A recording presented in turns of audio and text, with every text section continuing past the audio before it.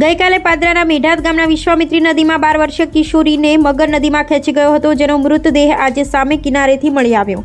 મૃતદેહને પાદરા સરકારી દવાખાને ખસેડવામાં આવ્યો. પાદરા તાલુકા મેઢાત ગામથી પસાર થતી વિશ્વામિત્રી નદીમાં ગામની 12 વર્ષીય કિશોરીને મગર પાણીમાં ખેંચી ગયો હતો. ત્યારબાદ ગ્રામજનો અને પાદરા વહીવટીતંત્ર ઘટના સ્થળે પહોંચ્યું હતું અને લાપતા બનેલ કિશોરીને શોધખોળ માટે વિવિધ ટીમ નદીમાં શોધખોળ આરંભી હતી.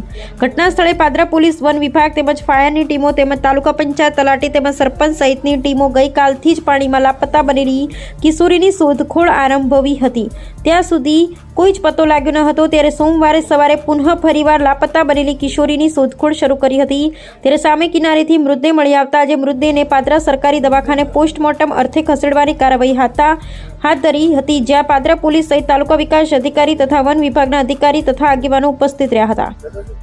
ગઈકાલે 2 ઓગસ્ટ 2026ના રોજ પાદરા તાલુકાના મેઢાત ગામે 12 વર્ષની કિશોરીને મગર અકસ્માતે ખેંચી ગયેલ. સતત ગઈકાલે અને આજ સવારે પણ શોધખોળ ચાલુ હતી અને આજ સવારે SDRFની ટીમ દ્વારા સામે કિનારાથી બાળકીનું મૃતદેહ મળી આવેલ છે, જેને પાદરા PM અર્થે ખસેડવામાં આવેલ છે અને કાયદેસરની કાર્યવાહી કરવામાં આવશે. તાલુકા વહીવટી તંત્ર અને પોલીસ અને વન વિભાગ ત્રણેય હાજર છે.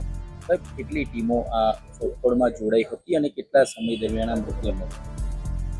ગઈકાલે સવારથી ટોટલ 3 ટીમો જોડાયેલી હતી.